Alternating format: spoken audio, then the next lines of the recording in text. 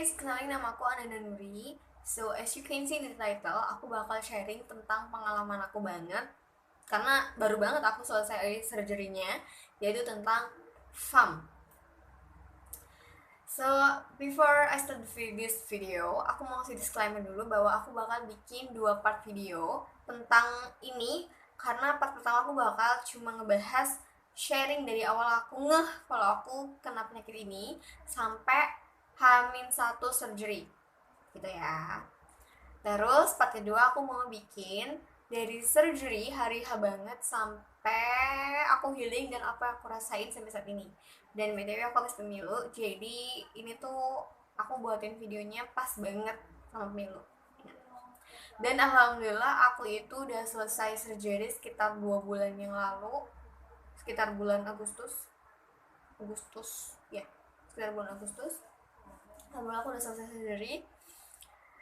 And yeah, without any further ado, let's get to the video. So, aku mau ceritain background aku dulu. Aku tuh orang Jawa Timur sebenarnya, tapi aku ngerantau di Bandung karena university. So, ya, aku di sana ngekos. Jadi emang sendiri.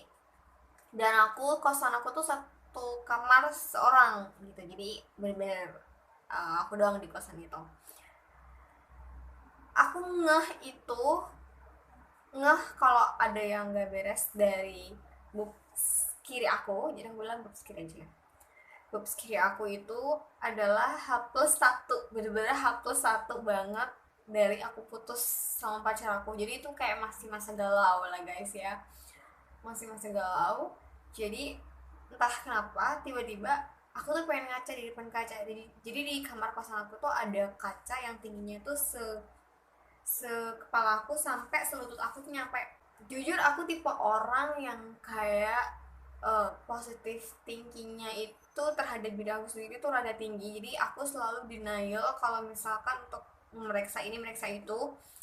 Aku selalu berpikir kayak aku nggak ngerasain gejala apa-apa, jadi mungkin Bismillah aku nggak kena apa-apa gitu. Meskipun uh, memang sudah banyak kasus kayak ada benjolan di payudara itu udah banyak banget gitu kan. Cuman bismillah aja deh, kayaknya nggak ada. Tapi tiba-tiba pada saat itu sekitar April akhir, aku lupa exact tanggalnya berapa, cuman aku ingat itu bulan April akhir. Aku lagi galau, H+1 dari putus sama pacar. Tiba-tiba aku pengen ngaca di depan kaca, tiba-tiba aku pengen ngeraba area boobs gitu. Kayak aku pengen melakukan pijatan di area boobs, nggak tahu kenapa. Padahal aku tuh jarang banget, bahkan ya bisa dibilang 1 tahun sekali kayaknya ya, kayak nggak, jarang banget kepikiran yang kayak gitu ngelakuin itu kan, mereksa pijatan dari keluar sampai ke dalam sampai keluar, pokoknya bulatan pijatan gitu kan. Nah pas pijatan pertama I don't have any feeling kalau misalkan there is something wrong with my boobs, itu bener-bener nggak ada, bener-bener yang kayak nggak ngerasain apa-apa gitu. Aku nggak menemukan keanehan apapun. Tapi entah kenapa feeling aku tuh juga kuat guys gitu. Aku masih, wah kayaknya nggak bisa sekali deh, harus 2 kali. Jadi aku ngelakuin putaran kedua dan sampailah aku di titik oke, aku menemukan sesuatu yang aneh di bagian boobs kiri aku. Aku di situ masih kayak is that real gitu kan. Nah apalagi guys, background aku tuh bukan anak IPA, jadi knowledge aku tentang boobs itu nggak sebanyak anak IPA yang mungkin sudah diajarkan strukturnya dan lain sebagainya. Aku anak IPS, jadi aku mainnya juga logika aja gitu kan. Nah di saat itu aku cuma dengan gampang mikirnya kayak gini, oke, ini ada 2, kanan sama kiri, ya otomatis harusnya strukturnya sama dong. Emang iya kanan sama kiri strukturnya beda? Toh fungsinya juga untuk menyusui kan, kanan sama kiri, bukan satunya menyusui, bukan satunya untuk apa gitu kan, enggak kan, keduanya sama-sama untuk menyusui gitu. Dan contoh lain, ada 2 telinga, kanan sama kiri, emang telinga kanan sama kiri fungsinya beda? Sama. Disitulah aku mulai curiga, karena aku menemukan di bagian kiri itu ada, bukan bulatan kalau aku bisa bilang, kayak rada lonjong, tapi pas aku rasa dan pas aku tekan dia itu aku berasa ada gitu, bukan yang kayak jemek-jemek lembek-lembek gitu, enggak. Aku merasakan bulatan, aku merasakan bentuk yang jelas gitu, bukan bulat tapi rada rada gimana ya, ada kayak gini, gimana sih, pokoknya rada lonjong gitu loh guys. Seketika aku nggak nangis, cuma aku diem ngeliat kaca. Is that real gitu. Oke, habis bilang kayak gitu, aku duduk di kasur aku, single bed, emang buat seorang doang. Aku langsung searching dari segala sisi, dari website yang kayak Halodoc, yang pokoknya dokter-dokter website kayak gitu. Jujur banget, memang mereka menjelaskan tentang jenisnya dan lain sebagainya, cuman aku masih, karena aku anak IPS ya, aku nggak paham dan nggak mengerti betul dengan istilah-istilah itu. Dan aku tuh pengennya tuh punya gambaran yang jelas, oh ini tuh seperti apa dan cirinya tuh seperti apa, dan mereka nggak menjelaskan itu, cuma menjelaskan oke, ini tuh kayak gini loh, udah gitu aja. And then aku nggak puas dengan website seperti itu, aku carilah di YouTube, barangkali ada yang menjelaskan. And then aku nemu satu channel YouTube yang dia menjelaskan itu, yang jelasin cewek, tapi aku bener-bener lupa nama channelnya apa, astagfirullah, aku bener lupa nama channelnya apa, cuman aku inget banget dia menjelaskan itu beserta gambarnya, dan dia cewek guys. Pokoknya cari deh, coba yang mau nyari ya. Dan setelah dari itu aku nge-suspek, oke, aku megang, terus aku sesuaikan dengan ciri-ciri yang dia sebutkan, and then finally I found out kalau itu fun. Itu kan suspek aku ya, bukan suspek dokter, itu suspek aku. After that, kalian tahu kan pastinya di bulan April 2020 itu corona udah mulai di mana-mana, isunya udah mulai besar, makin besar, dan bahkan di university aku dia udah ada isu bahwa semester depan bakal online studinya. And then ada juga di Bandung bakal ada isu lockdown. April tuh udah ada isu lockdown guys. Dan sebenarnya aku pun juga udah pesen tiket buat balik ke Lamongan, karena emang kan udah ada isu lockdown. Terus habis itu online juga gitu kan, ya balik aja lah gitu kan. Dan pertimbangannya adalah alhamdulillah di rumah aku di Jawa Timur itu udah ada wifi, jadi kalau nanti sekiranya online aku udah bisa mengikutinya gitu, karena jujur sih nggak susah banget. And then aku sebenarnya tuh pengen banget buat periksa di Bandung dulu, maksudnya cari tahu ini tuh apa, buat make sure cerita ke ortunya biar nggak salah-salah gitu. Nah pas aku nanya ke temen aku yang memang udah sering ke RS, yaitu Boromeus, kata dia udahlah, jangan dulu, karena takutnya di Boromeus tuh udah ada pasien COVID gitu, nanti aja di Jawa Timurnya periksanya gitu. Ya udah, ini aku nurutin dia karena emang ya bakal ada kemungkinan kayak gitu juga gitu kan. Ya udah, aku balik ke Lamongan dan aku bilang ada sesuatu di boobs kiri aku, dan orang tua juga rada udah lemes, cuman yang mau gimana.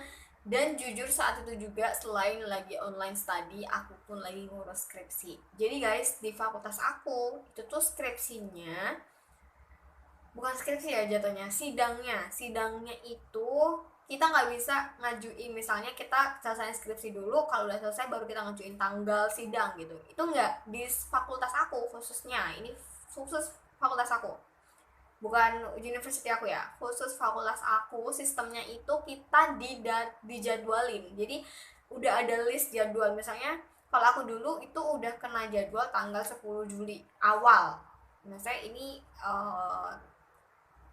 aslinya ya, tanggal asli.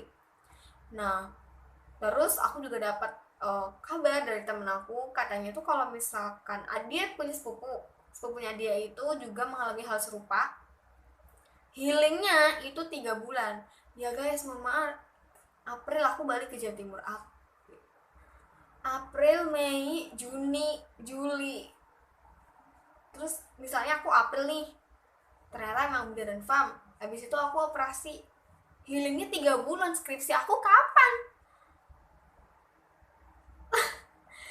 So, karena hal itu dan skripsi aku di sidang aku udah ditentuin tanggal 10 Juli, semua nggak mau aku harus skripsi dulu. Tapi ternyata Allah berkehendak lain, dimana skripsi aku nggak kelar di tanggal itu, jadi aku harus mundur sampai tanggal 19 Agustus. Jujur dari awal aku tahu sampai bulan Juli aku tidak merasakan rasa sakit atau apapun, alhamdulillahnya gitu kan. Tapi ternyata waktu Idul Adha, sekitaran Idul Adha itu mulai aku ngerasain cokit-cokit yang cukup mengganggu, bener-bener mengganggu, sakit banget gitu loh guys, sakit sampai itu tuh bikin nangis aku, sampai kayak what's going on gitu kan, kayak sakit banget, pokoknya ngeganggu banget. Aku mulai merasa tidak nyaman, aku merasa mau nggak mau aku harus ke dokter dengan segera, karena aku belum tahu pada saat itu di bulan Juli itu aku belum tahu, suspek itu masih suspek pribadi bahwa itu FAM gitu, cuman belum tahu juga karena belum ke dokter serius guys. Dan perjanjian aku sama waktu itu adalah emang skripsi dulu, jadi setelah skripsi udah pas nih, terus udah sidang, H+1 sidang baru langsung ke dokter. Itu perjanjian kita. Tapi itu saat sidangnya tanggal 10 Juli. Gitu loh. And then ya gimana dong? Mundur lagi. Mau nggak mau aku juga mundur lagi gitu. Tanggal 19 Agustus dari Idul Adha itu sampai tanggal 19 Agustus aku bener-bener sakit, ngerasa nyeri senyeri itu. Sampai tanggal 19 Agustus ternyata skripsi aku diundur lagi karena ada drama. Sebenarnya aku udah selesai, cuman ada drama gitu. Jadi mau nggak mau diundur sampai tanggal 24 Agustus. Akhirnya aku marah dalam udahlah, gak usah ngurusin sidang dulu, aku mau ke dokter dulu buat make sure ini apa. Dan ternyata pas aku ke dokter, itu sebelum aku sidang, pas aku ke dokter, and then pas dokter pegang itu langsung oke, ini FAM. Dengan entengnya dia bilang oke, ini FAM. Di satu sisi aku bilang alhamdulillah, karena guys, kenapa aku bilang alhamdulillah, ternyata memang benjolan di boobs itu nggak semuanya kanker. Nah, FAM ini termasuk tumor itu masih dikatakan jinak gitu, alhamdulillahnya. Tapi beliau bilang ada 2 kemungkinan, karena memang kita belum tahu ini FAM apa nih gitu kan, karena memang ngelakuin si labnya itu setelah operasi, dan FAM itu tidak bisa disembuhkan dengan apapun kecuali operasi, jalan satu-satunya emang operasi gitu. Jadi kita tahu FAM ini ganas atau jinak itu setelah operasi gitu guys. Nah, tapi kata si dokternya, dia itu patokannya adalah umur si FAM itu. Kalau misalkan umurnya itu di bawah 35 tahun, jadi itu masih ada kemungkinan bahwa si FAM yang ada di boobs itu tuh FAM jinak. Tapi kalau umurnya itu di atas 35 tahun, 40 dan seterusnya, itu ada kemungkinan bahwa si FAM itu ganas. Ada kemungkinan ya guys. Biasanya seperti itu. Jadi patokannya umur. Dan alhamdulillah umur aku kemarin masih 21 tahun, jadi masih di bawah 35 tahun, masih ada positifnya. Cuman di situ aku menanyakan, kalau misalkan apa konsekuensi kalau misalkan dia jinak dan ganas. Si dokternya bilang kalau misalkan ditemukan bahwa itu jinak, maka ya udah nggak ngelakuin apa-apa, karena memang udah selesai operasinya, udah diangkat aja gitu. Tapi kalau ditemukan ternyata hasilnya itu ganas, maka kita lakukan operasi ulang dengan operasi pengangkatan boobs. Misalkan yang kena itu boobs kanan misalkan, atau ya pokoknya salah satu boobs lah. Nah, kan aslinya operasi yang pertama yang kita lakuin adalah pengangkatan sifamnya itu sendiri kan. Tapi kalau misalkan ditemukan dia itu ganas, maka yang kita lakukan adalah operasi pengangkatan boobsnya. Jadi seluruh boobs yang terinfeksi foam itu bakal diangkat. Jujur, aku lemes. Awalnya dokternya nggak mau kasih tahu, cuman aku kekeh buat nanya, ya apa konsekuensinya apa kalau misalkan ganas. Dan dia ngasih tahu seperti itu. Jujur aku bener-bener speechless dan berdoa banget karena waktu itu masih periksa aja kan, belum tahu hasilnya ganas atau jinak gitu. And then sampailah aku sidang di tanggal 24 dan alhamdulillah sidangnya lancar tanpa kendala apapun, dan saat sidang pun aku tidak merasakan rasa sakit, nyeri gitu, jadi nggak ngeganggu, alhamdulillah. Karena entah kenapa ya aku merasakan si rasa nyeri itu ketika menjelang tidur, atau mungkin karena aku sering begadang, jadi yang awalnya nggak berasa sakit jadi dia nyerang karena imun aku lemah, karena aku begadang aku juga nggak tahu, cuman bener-bener ngeri guys, ngeri banget. And habis itu setelah sidang nggak lama, 2 hari apa 3 hari ya, pokoknya hari Jumat setelah tanggal 24, itu tanggal berapa sih, pokoknya itulah, aku operasi di hari Jumat gitu guys. Dan tentang operasi, tentang biaya, tentang hasil labnya aku bakal share di video yang part 2 gitu ya. Jadi buat teman-teman yang suka sama video ini, yang penasaran pas tentang apa operasinya, healingnya, terus biayanya, terus hasil labnya, boleh banget buat subscribe dulu, terus aktifin notifikasinya biar teman-teman tahu aku upload video part 2 nya kapan, jadi biar nggak ketinggalan dan biar update infonya gitu. Dan semoga video ini bermanfaat karena jujur aku dari pas selesai operasi itu udah pengen banget bikin video ini, pengen banget sharing ini, karena ini tuh pertama kali di dalam hidup aku. Karena jujur aku alhamdulillah banget, dari aku kecil sampai sebelum kena sifam ini, aku tuh belum merasakan yang namanya infus, aku belum merasakan yang namanya operasi, baru disuntik vaksin aja gitu. Aku belum yang merasakan di apa sih dibius, aku belum merasakan hal itu. Jadi ini tuh bener first time dan se excited itu aku untuk cerita. So thank you banget.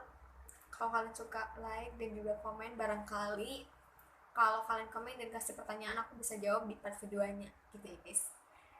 Dah, thank you so much for watching.